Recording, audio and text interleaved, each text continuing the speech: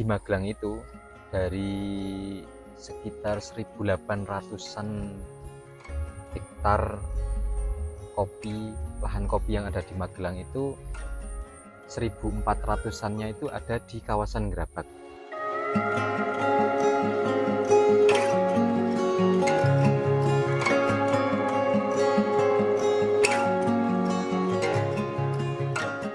Ya, Assalamualaikum warahmatullahi wabarakatuh.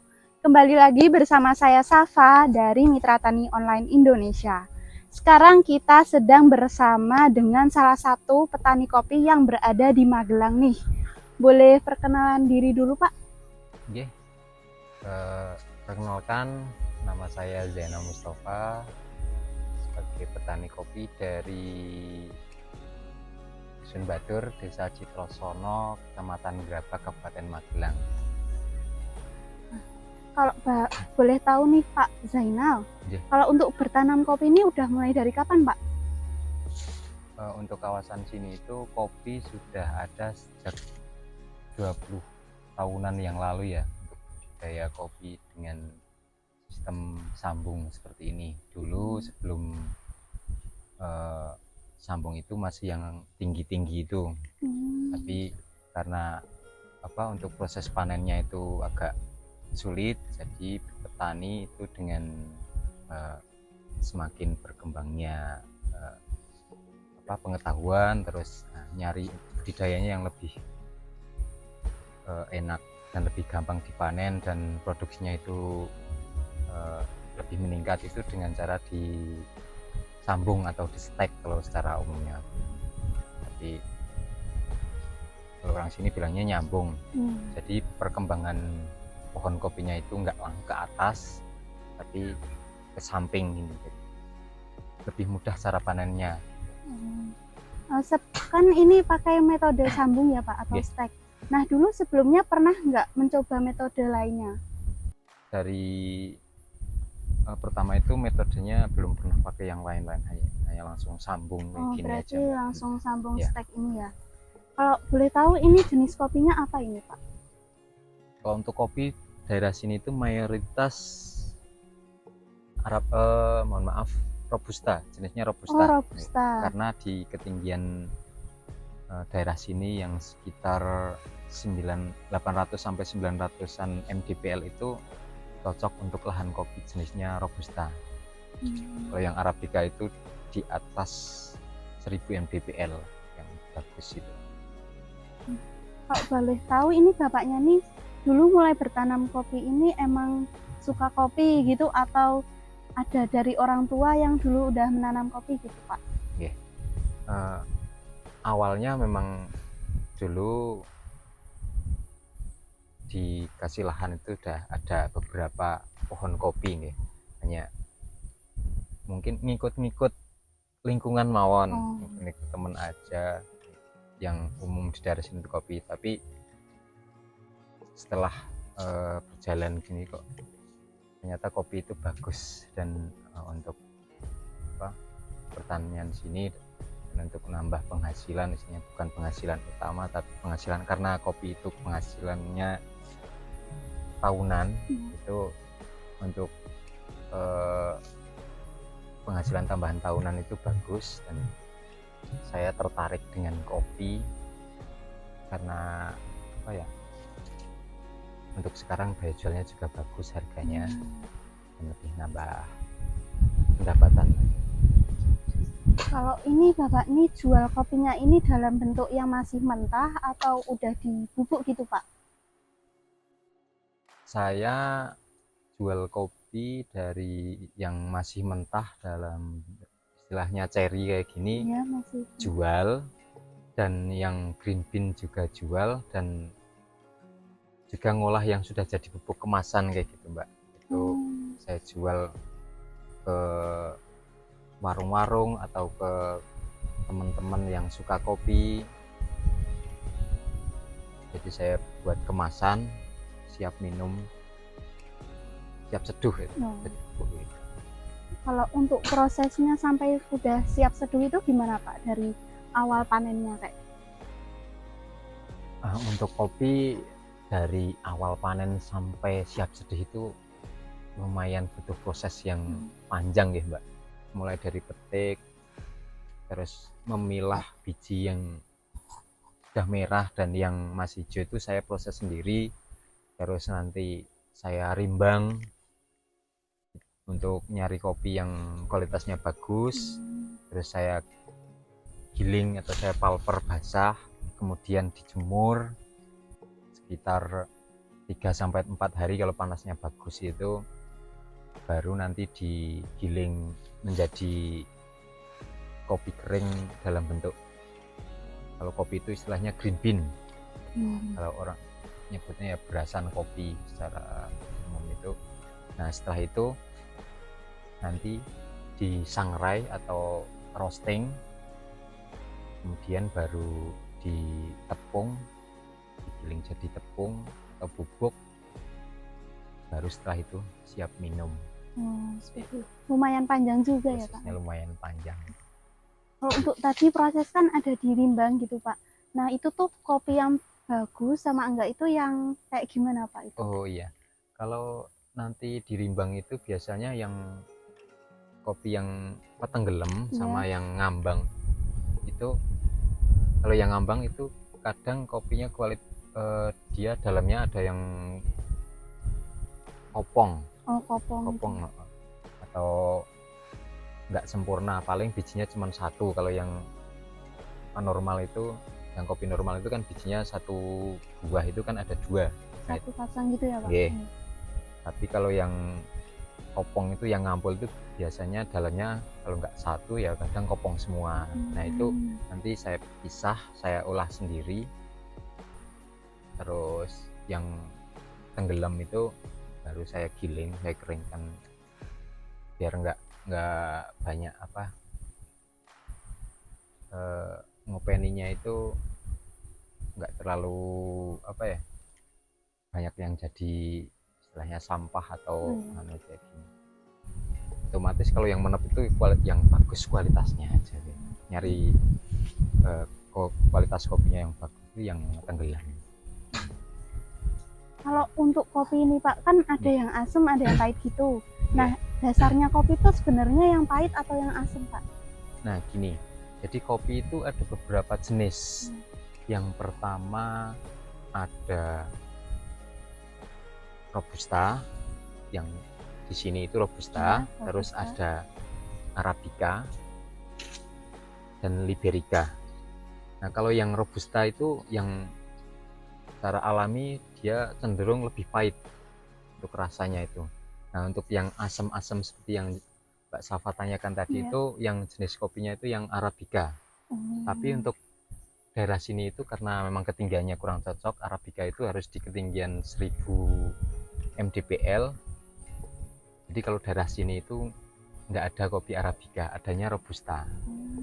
Gitu. Kalau yang asam-asam itu yang jenis kopi Arabica ya. Walaupun nanti ada kopi Robusta yang bisa rasanya asam itu, tapi perlu proses lebih lama lagi seperti fermentasi yang mungkin makan waktu hampir 20 harian untuk proses fermentasinya, karena harus bungkus rapat, terus ya prosesnya lumayan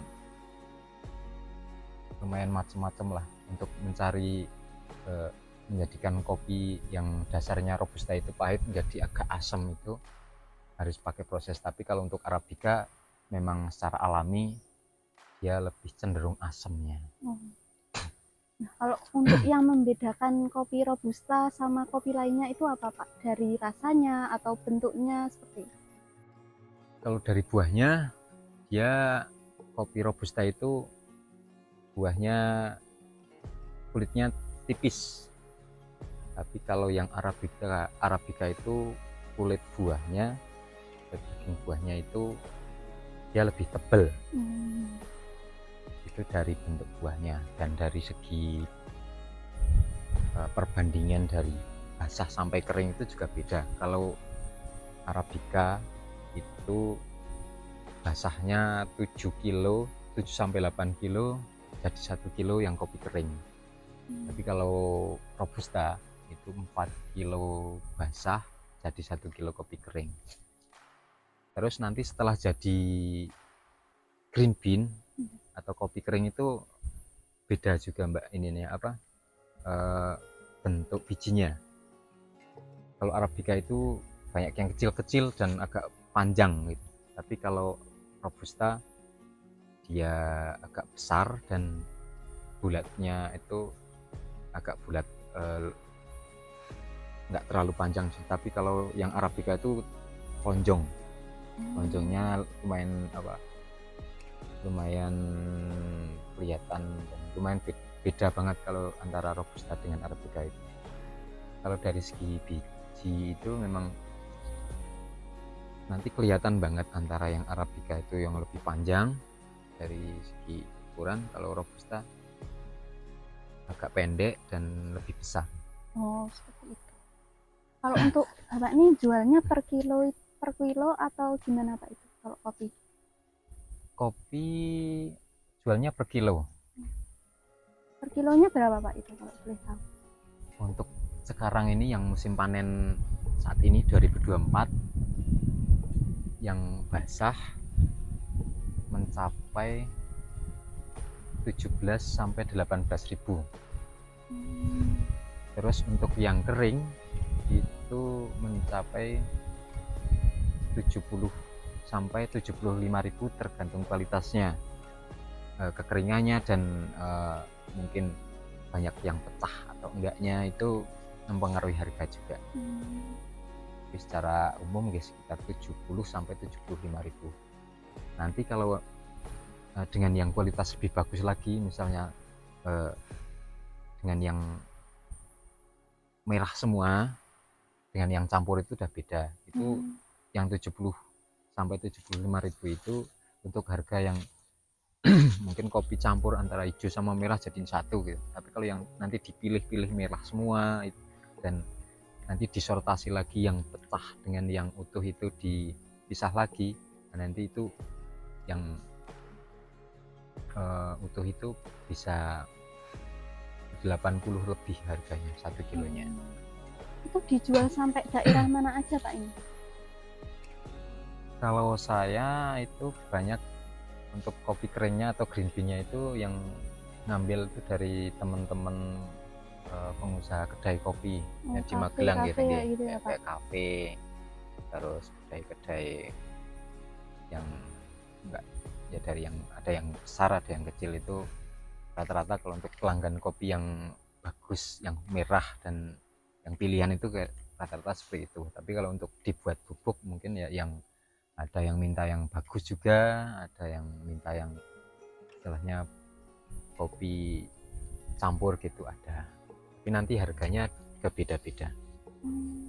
Kalau yang kopi asalan itu harga 1 kilo bubuk yang kopi campur kayak gitu nggih, itu sekarang 140.000. 1 kilo bubuk. Kalau yang bagus yang full merah itu bisa mencapai 160, karena 1 kilo kopi kering itu kalau jadi bubuk hanya tinggal 8 on ya, 800 gram, nggak kopi skill ya atau penyusutan. Kalau untuk daerah sini nih yang airnya jarang atau banyak gitu Pak, untuk kopi Robusta ini membutuhkan pengairan yang banyak atau enggak? Okay. Untuk tanaman kopi itu ya cukup mengandalkan air hujan, enggak air yang seperti tanaman padi atau tanaman sayur yang butuh pengairan setiap berapa minggu sekali, itu enggak. Tapi dia cukup mengandalkan cukup mengandalkan air dari air hujan. Jadi karena sini itu air jarang atau sudah nggak bisa, pengairannya itu nggak mencukupi, banyak lahan yang dikeringkan atau lahan kering, dan yang cocok itu tanaman kopi ya.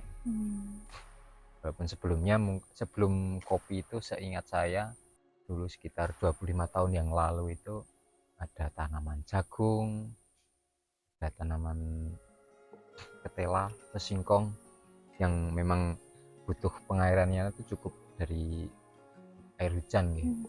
Nggak pengairan yang seperti sayur-sayur atau padi. Karena memang sini kebanyakan lahan itu lahan kering dan jenis tanahnya itu tanah liat, kayak tanah liat.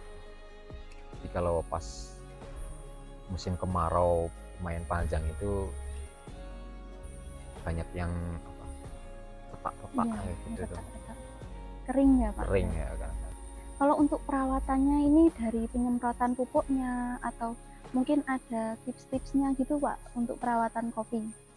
Untuk perawatannya atau budidaya kopi itu yang pertama untuk pupuk jelas nggih. Kalau yang rutin itu yang bagus 1 tahun itu 2 kali sebelum datang musim penghujan dan setelahnya. Antara itu biasanya kalau sini orang menggunakan pupuk kandang dan juga ditambah pupuk urea sama NPK. Kebanyakan rata-rata sini masih seperti itu untuk yang pupuk. Terus nanti untuk yang perawatan pohonnya, terus setiap habis selesai panen itu biasanya dikurangi cabang-cabangnya, Mbak. Istilahnya pemangkasan ranting. Karena kopi itu setelah panen, misalnya satu batang gitu, satu cabang itu besoknya sudah nggak tumbuh lagi kopinya di situ. Tumbuhnya langsung nanti ada cabang baru atau ranting baru. Nah, tumbuhnya kopi di situ. Jadi nanti ada istilah cabang B0, B1, B2. Kalau B0 itu yang ranting baru yang belum pernah tumbuh kopinya.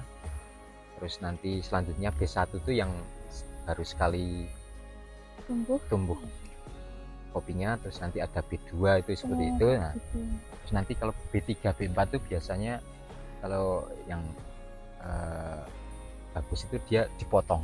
Jadi nanti ya, sudah ada cabang atau ranting baru, dia nunggu yang baru itu. Terus yang nanti sudah 3 kali atau 4 kali panen satu ranting itu dia udah dipotong. Soalnya kalau cuman dibiarin aja terus itu cuman lebat tok tapi nggak ada buahnya malahan. Kalau yang udah panjang banget ini itu sebenarnya besok setelah musim panen udah langsung yang potong, yang potong. Oh, yang ini panjang banget ini. Itu kan udah mungkin tiga kali panen gitu, dari 1, 2, nah, 3-nya yang itu. Kalau 4 tuh biasanya udah kurang maksimal karena terlalu panjang. Udah sedikit itu Pak. Biasanya udah malah tambah sedikit. Paling keluarnya 1, 2 atau 3 jempol kayak gini. Ya. Kalau untuk bibitnya ini dari mana Pak ini ambilnya? Untuk bibitnya yang buat nyetek itu saya tahu-taunya udah ini ya Mbak ya. Kalau yang awal-awalnya banget itu saya nggak tahu bibitnya yang untuk nyambung itu dari mana. Tapi yang para petani yang lain itu cuman dia minta dari mungkin petani yang sudah ada, terus nanti cabangnya itu minta untuk dibuat nyambung di kebunnya sendiri. Kalau istilahnya cabang kayak gitu namanya entres kopinya itu untuk yang nyambung nanti itu dia cukup minta dari petani yang sudah ada kayak gitu, ngembangnya yang sudah ada. Yang dari awalnya itu awalnya saya kurang paham. Berarti tinggal cukup mudah ya minta itu batangnya terus di stek. Yang sekiranya bibitnya itu bagus itu ya cukup minta itu untuk dikembangkan di kebunnya masing-masing. Kadang kan kalau sudah ada di satu kebun dia sudah punya satu pohon, nah nanti tinggal ngambil dari situ aja dikembangkan ke pohon-pohon yang lainnya. Kalau nggak di stek nih bisa sampai setinggi apa Pak itu kalau pohon kopinya? Kalau nggak di stek atau nggak disambung itu mungkin bisa nyampe, kalau yang umur Sepohon 5, kelapa. oh enggak sih, itu terlalu ekstrim kalau pohon kelapa. Ya, kalau mungkin ya umur 10 tahun itu bisa 5 sampai 8 meter ya Mbak, dan itu sangat menyulitkan untuk cara panennya. ya, tinggi, harus sulit. pakai tangga, pakai tambang ya, sulit lah. Dan kalau untuk seperti ini juga, kita dengan cara seperti ini, para petani itu mungkin lihat ya, lingopeni atau merawatnya juga lebih enak, cara panennya juga lebih mudah dan meminimalisir resiko juga Mbak. Karena kalau yang tinggi itu resikonya mesti jatuh. Kalau ini lahannya kira-kira berapa Pak luasnya ini? Punya saya ini apa ya, mungkin 1000-an meter kali ya Mbak ya, 1000-an atau meter lupa ya, saya. sekitar segitu ya, 1000-an sekitar meter.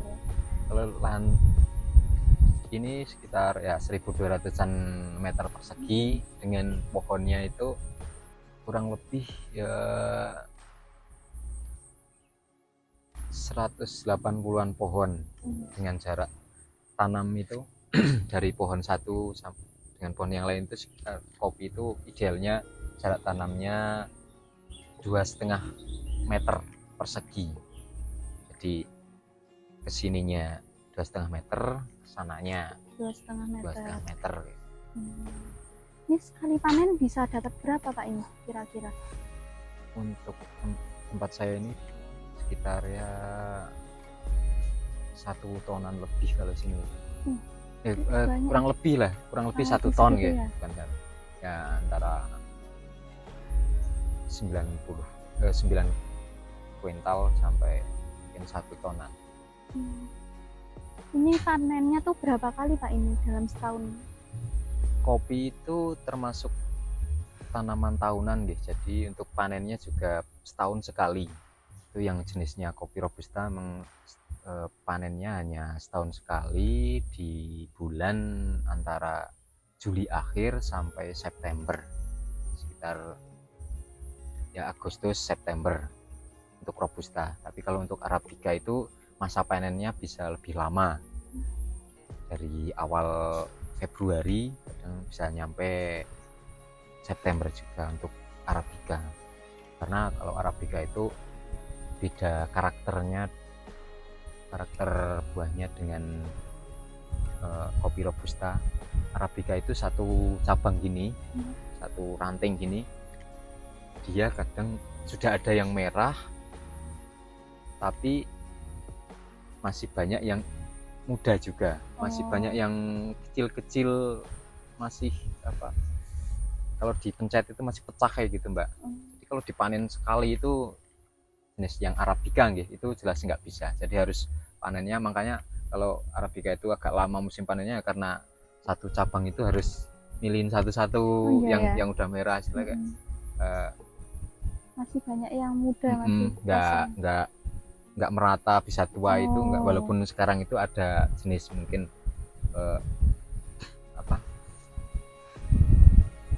budidaya atau klon terbaru, varietas terbaru itu memang hampir serentak tuanya, tapi jarang, masih jarang sih. Rata-rata kalau arabica ya itu panennya harus ambil satu-satu, dipilih itu yang merah, bikin lama ya Pak? Yang bikin lama kalau arabica itu. Kalau robusta kan hampir merata serentak satu cabang itu. Kalau sudah banyak yang merah, walaupun ada yang hijau itu, tapi itu bisa dipastikan 95% sudah tua lah, hanya mungkin masih hijau. Berarti ini kalau di Grabag ini cukup potensi ya Pak untuk menanam kopi robusta nih? Ya, di kawasan Grabag itu karena ketinggian lahannya juga banyak yang di bawah 1000 mdpl dan banyak lahan keringnya dengan tanahnya yang mungkin dengan jenis tanah liat ya, itu memang cocoknya di tanami tanaman tahunan kayak gini. Kalau untuk jenis sayur itu kayak kurang cocok. Di Magelang itu dari sekitar 1800-an hektar lahan kopi yang ada di Magelang itu 1400-annya itu ada di kawasan Gerabak. Jadi memang untuk kopi, sentralnya kopi Magelang itu ada di kawasan Gerabak ini, meliputi dari Desa Sambungrejo, Citrosono yang ini masuk Citrosono, terus Banjarsari, terus Ngerancah, terus Desa Losari, sama Desa Kalipucang. Jadi ada 6 desa di Gerabak ini yang menjadi sentranya kopi, yang mayoritas pertaniannya itu kopi. Dan kemungkinan mungkin nanti semakin ke depan, kan sekarang udah banyak kafe-kafe seperti itu ya Pak. Iya. Mungkin bisa tambah banyak gitu ya Pak kopinya di Magelang gini. Kan sekarang udah banyak kopi, kafe-kafe kayak itu ya. Untuk lahan kopi di Magelang itu sekarang mulai di daerah-daerah atau di kecamatan-kecamatan lain sudah mulai ada yang mengembangkan. Seperti di daerah Kajoran, Tempuran itu sudah mulai budidaya kopi, karena mungkin lahannya juga banyak lahan kering yang mungkin cocoknya juga ada tanaman-tanaman tertentu yang memang cocok, dan kebetulan mereka itu tertarik dengan tanaman kopi untuk dikembangkan di daerah mereka. Seperti itu yang tadi saya sebutkan, ada Kajoran, Tempuran, terus Windusari, sama mana itu Dukun. Tapi kalau yang lereng-lereng dataran tinggi seperti Dukun, Sawangan, itu mereka mengembangkannya, membudidayakannya itu kopi dengan jenis Arabica. Karena ketinggiannya itu karena ya? Cocoknya dengan ketinggiannya itu. Kalau yang Robusta ya yang sudah membudidayakan di daerah lain selain di Gerabak nih, yaitu di daerah Windusari, Tempuran, Kajoran, sama sekitar Borobudur yang lereng menoreh itu ada mulai. Mungkin kalau di daerah lain ada beberapa, tapi nggak terlalu banyak sih. Mungkin di daerah Secang, Kecamatan Secang, terus di Muntilan. Sebenarnya kalau mau cocok juga untuk mungkin ketinggian. Nah, terima kasih ya Pak Zainal udah mau berbagi nih, atau udah sharing-sharing tentang tanaman kopinya. Semoga lahannya, buahnya semakin meningkat. Amin. Ya Pak. Amin. Semakin sukses usahanya. Amin. Mungkin pemasarannya bisa semakin luas besok. Yap, amin. Boleh nggak nih Pak tips-tips untuk petani nih? Mungkin kayak saya nih masih muda, mau coba bertani kopi seperti itu. Boleh Pak saran-sarannya? Oke, karena bagi teman-teman yang mau bertani kopi, karena kopi itu mungkin sebagai bukan bahan pokok, tapi sangat diminati di dunia, karena istilahnya untuk kopi itu prospeknya juga lebih bagus walaupun panennya tiap tahun. Jadi monggo bagi teman-teman anak-anak muda yang mau budidaya kopi, yang tertarik dengan kopi, bisa belajar atau mencari tahu cara budidayanya, bisa ke Gerabak. Banyak di sini yang terbuka, mau belajar kopi, mau cara budidayanya atau pengolahannya, mau tempat kami juga boleh. karena kopi itu unik sih. Untuk Indonesia itu masih di urutan ketiga penghasil kopi di dunia itu. Yang pertama Brazil, yang kedua Vietnam, Indonesia pemasok ketiga terbesar di dunia. Jadi kalau teman-teman anak muda yang tertarik dengan kopi mungkin bisa menambah produksi di Indonesia. Ya, semoga untuk anak-anak muda nih bisa menambah motivasinya ya dari pengalaman Pak Zainal ini ya. Yeah. Nah, untuk Pak Zainal terima kasih ya udah diajak jalan-jalan sampai udah Siap, Mbak. dikasih sharing-sharing nih. Sama-sama. Semoga bisa menambah daya tarik yang menonton dan bisa bermanfaat ilmunya, istilahnya ilmu pertaniannya ini, pertanian kopi walaupun masih ya sekedarnya kayak gini. Amin. Terima kasih ya Pak. Ya, Pak. Nah, ya, jadi untuk teman-teman yang mau berkunjung atau yang mau main-main nih di tempat Pak Zainal yang letaknya di desa mana Pak? Di Dusun Batur, Desa Ya. Citrosono, Kecamatan Grabak. Ya. Boleh main aja ke Bapak Zainal ini. Atau bisa cari di maps-nya itu Ya. Kopi Soko Guru Grabak Magelang. Oh ya. Bisa dicari aja di bawah ya. Kalau Nanti mau lihat IG-nya juga ada. Nah, udah ada sosmednya juga bisa Uh-uh. dicek di IG-nya ya. Ini Kopi Soko Guru. Oh ya. Nah, sekian dari saya, Safa dari Mitra Tani Online Indonesia di Soan Tani #14 edisi Bapak Zainal sebagai petani kopi di Grabak. Sampai jumpa di episode selanjutnya. Wassalamualaikum warahmatullahi wabarakatuh.